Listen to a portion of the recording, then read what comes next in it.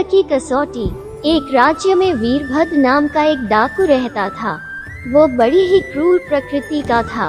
डाका डालते समय उसके आगे बूढ़ा बच्चा, स्त्री पुरुष जो आता वो उसकी निर्मम हत्या करने में नहीं चूकता था।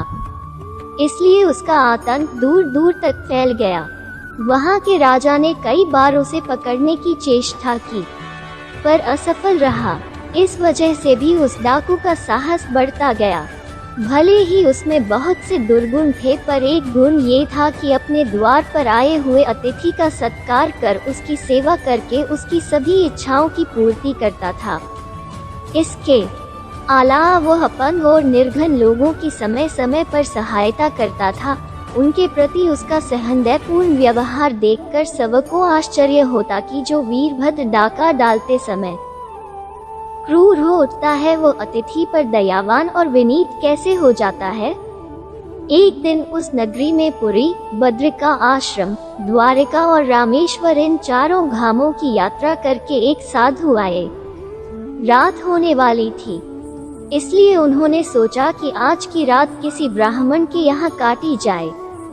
वे एक गरीब ब्राह्मण के घर पर गए और रात भर वहाँ रुकने के लिए कहा।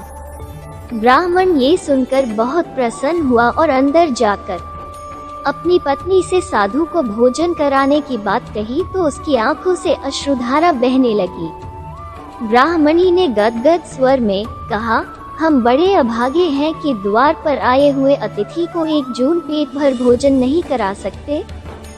इस समय केवल 2 रोटियां बची हुई हैं, जिन्हें मैंने बच्चों के लिए रख दिया है। बच्चे आज भूखे रह सकते हैं।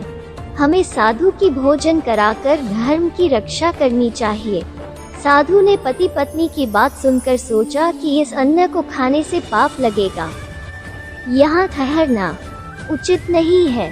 ब्राह्मण हाथ पांव धोने के लिए बड़े लोटे में जल भर कर लाया तो साधु ने उससे कहा, बच्चा, मैंने तुम लोगों की बातें सुन ली हैं। बच्चे भगवान के अवतार होते हैं, उनका हिस्सा मैं कैसे खा सकता हूँ। तुम ये बताओ कि आसपास कोई धनी व्यक्ति रहता है। ब्राह्मण ने हाथ जोड़कर कहा, महाराज, यहाँ मोहल्ले में सबसे धनी व्यक्ति वीरभद्र नामक डाकू है। लेकिन आप ये क्यों पूछ रहे हैं? साधु तत्काल बोले, बेटा, मैंने निश्चय किया है कि आज उसी के यहाँ रहूंगा। ये बात सुनकर ब्राह्मण ने विनती की, आपका उसके यहाँ जाना उचित नहीं।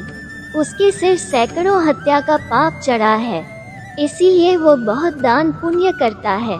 आप रात्रि भर यहाँ रहें और रूखा सूखा भोजन खाकर विश्राम करें। ये हमारा धन्य भाग है कि हमें आपकी सेवा करने का अवसर मिला है। लेकिन साधु रुका नहीं और अपना कमंडल उठाते हुए उसने कहा, मैं फिर कभी तुम्हारे यहाँ अवश्य आऊँगा। मैं तुम्हारे आतिथ्य से संतुष्ट हूँ। ये कहकर साधु उसे आशीर्वाद देकर चला गया। साधु कुछ देर बाद वीरभद्र की ऊंची अट्टालिका पर पहुंचा और दरबान से बोला, बेटा, अपने मालिक से जाकर कह दो कि एक साधु द्वार पर बैठा हुआ उनको प्रतीक्षा कर रहा है।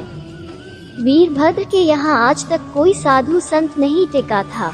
वे उससे दूर रहते और उसकी दान दक्षिणा स्वीकार नहीं करते थे। उसने मन में सोचा कि हो न हो कोई भेदिया साधु के वेश में आया है। द्वार पर पहुंचा तो साधु ने उसकी मंगल कामना करते हुए रात भर ठहरने की स्वीकृति मांगी। डाकू ने उसने प्रसन्न होकर रहने तथा खाने की व्यवस्था कर दी। कुछ देर के बाद वो साधु के कमरे में आया और हाथ जोड़कर बोला, आपने मेरी कुटिया को अपने सत्संग से कृतार्थ कर दिया। अब कृपया भोजन करें। उसकी बात सुनकर साधु बोला, बेटा, मैं किसी के यहाँ भोजन तभी करता हूँ जब पहले मुझे मनचाही दक्षिणा मिल जाती है। वीरभद्र ने सोचा कि साधु महात्मा अधिक से अधिक कमंडल, लंगोटी, आध पाव गांजा और एक कंबल ही तो मांगेंगे। अतः उसने कहा, महाराज, आप जो भी दक्षिणा कहेंगे मिल जाएगी। वीरभद्र के यहाँ से आज तक कोई असंतुष्ट होकर नहीं लौटा है। साधु ने मुस्कुराकर कहा, मेरे लिए भोजन से अधिक दक्षिणा का महत्व होता है। डाकू बोला, महाराज, आप अतिथि और फिर संत हैं, आप जो चाहे मांग लें, उसके बाद चलकर भोजन करें। साधु ने कहा, बेटा, पहले वचन दो कि जो कुछ मांगूंगा वही दोगे। वीरभद्र छाती फुलाकर बोला, मैंने आज तक कभी अतिथि से झूठा वायदा नहीं किया है। आप जो मांगेंगे वो मैं आपकी सेवा में उपस्थित कर दूंगा। इस आश्वासन को पाकर साधु सरलता से बोला, वीरभद्र, पहले वचन दो कि आज से कभी झूठ नहीं बोलोगे। यह मेरी दक्षिणा है। साधु की बात सुनकर डाकू ने सोचा कि यह संत कितना मूर्ख है। ये चाहता तो आज मेरी पूरी संपत्ति मांग लेता, पर उसने मांगी भी तो क्या चीज। उसने गंभीरता से कहा, महाराज, आपकी बात स्वीकार है, आज से कभी झूठ नहीं बोलूंगा। इसके बाद साधु ने जाकर भोजन किया और रात्रि भर विश्राम करने के बाद सुबह को अपनी राह चल दिया।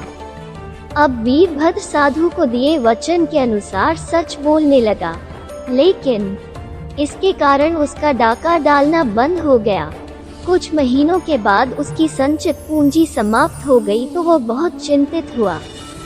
उसके साथियों ने भी धीरे धीरे उसका साथ छोड़ दिया और अपना नया गिरोह बना लिया। वे उसको साधु का चेला कहते मखौल उड़ाते। इस भांति वीरभद्र का जीवन ही बदल गया। अब कोई आय न होने के कारण वो बहुत चिंतित रहने लगा। एक दिन उसने अपनी परिस्थिति पर विचार कर सोचा कि उसने साधु से सच बोलने के लिए कहा है। यह वचन नहीं दिया था कि डाका नहीं डालेगा, अतः क्यों न फिर से डाका डाला जाए। बड़ी देर तक सोचने विचारने के बाद उसने निश्चय किया कि डाका डालकर कुछ धन एकत्र कर लिया जाए। उसने पहले के डाके में लूटी हुई एक राजा की पोशाक निकालकर पहन ली। संध्या को घोड़े पर सवार हुआ और मध्य रात्रि को राजधानी जाकर राजमहल में पहुंचा। बड़े फाटक के पास एक खूंटी पर घोड़ा बांधकर उसने पहरेदारों से फाटक खोलने के लिए कहा। उन लोगों में पूछा, आप कौन है? उसने मुस्कराकर उत्तर दिया, मैं एक डाकू हूँ और यहाँ चोरी करने के लिए आया हूँ। यहाँ का राजा बहुधा रात्रि को नगर में जाकर वहाँ के हाल चाल का पता लगाया करता था। द्वारवाल राजसी पोशाक देखकर समझे कि महाराज उनकी परीक्षा ले रहे हैं। चुपचाप उसे भीतर जाने दिया। उन्होंने ये भी सोचा कि चोर इस भांति निडर होकर अपना प्रचार कभी नहीं करता है। इस भांति वीरभद्र अंदर गया और कुछ बहुमूल्य मणि तथा नौलखा हार लेकर बाहर आ गया। उसके बाहर चले आने पर भी पहरेदारों ने कोई अड़चन नहीं डाली। प्रातः काल जब राजा उठे तो उनको ज्ञात हुआ कि रात्रि को महल में चोरी हुई है। राजा ने द्वारपालों को बुलवा कर पूछा कि कल रात्रि को महल के भीतर कौन कौन लोग आए थे। द्वारपालों ने उत्तर दिया, महाराज, एक व्यक्ति आपके ही समान पोशाक पहने हुए यहाँ आया। वो कहता था कि चोर हैं। हम समझे आप भेष बदलकर हमारी परीक्षा ले रहे हैं। फिर कोई व्यक्ति चोरी करने की नियत से आएगा तो वो क्यों अपने मन की बात बतावेगा। इसीलिए हम लोगों ने उस व्यक्ति को आने जाने में नहीं रोका। राजा को द्वारपालों की बात सुनकर बहुत अचरज हुआ। बड़ी देर तक वे चिंतित रहे। फिर कुछ निश्चय करके मंत्री को बुलवाया। उनके आने पर आदेश दिया कि राज्य भर में दुग्गी पिटवा दे कि राजा उस साहसी व्यक्ति से मिलना चाहते हैं जिसने अपने आप को चोर बतलाकर राजमहल में चतुराई के साथ चोरी की है। मंत्री ने उनकी आज्ञा का पालन करके चारों ओर डुग्गी पिटवा दी। राजधानी तथा अन्य नगरों में इस समाचार से बहुत हलचल हुई और लोग उस व्यक्ति को देखने के लिए ललायत हो उठे। वीरभद्र ने राजा की घोषणा सुनी तो उसने वही राजसी पोशाक निकाल कर पहनी और राजा के दरबार में सम्मिलित होने के लिए रवाना हो गया। राजमहल में पहुंचकर अपने आने की सूचना दी। राजा ने तुरंत ही उसे सम्मानपूर्वक दरबार में लाने को आज्ञा दे दी। वीरभद्र वहां पहुंचा और उसने राजा का अभिवादन किया। महाराज उसे देखकर दंग रह गए और क्रोधित होकर पूछा कि वो वहाँ क्यों आया है। वीरभद्र ने कहा, राजन, मैं वही चोर हूँ जिसने परिस्थितिवश आपके महल में चोरी की थी। मैंने एक साधु को वचन दिया है कि सदा सच बोलूंगा, इसीलिए पहरेदारों को अपना इरादा बता दिया था। राजा उसकी सच्चाई पर मुग्ध हो गया। वीरभद्र ने पूरी कथा सुनाई और साधु वाली घटना विस्तार से बताई। वीरभद्र को पूरी कथा सुन लेने के बाद राजा उसकी सच्चाई से बहुत प्रभावित हुए। उन्होंने वीरभद्र को 7 गांव जागीर में दिए ताकि उठते अपने परिवार का पाल पोषण करने के लिए भविष्य में चोरी न करनी पड़े। वीरभद्र ने राजा की बातें सुनकर उनसे निवेदन किया कि आगे वो एक ईमानदार नागरिक की भांति जीवन व्यतीत करेगा। फिर मिलेंगे दोस्तों एक नई कहानी के साथ। तब तक के लिए हंसते रहें, मुस्कुराते रहें, अपना ख्याल रखें और इसी तरह हमारे साथ जुड़े रहें। धन्यवाद। अगर आपको ये कहानी अच्छी लगी और इससे कुछ सीख मिली तो चैनल को सब्सक्राइब ज़रूर करें। आपका एक सब्सक्राइब हमें इसी तरह से नई नई कहानियाँ आपके लिए लाने के लिए प्रेरित करता है।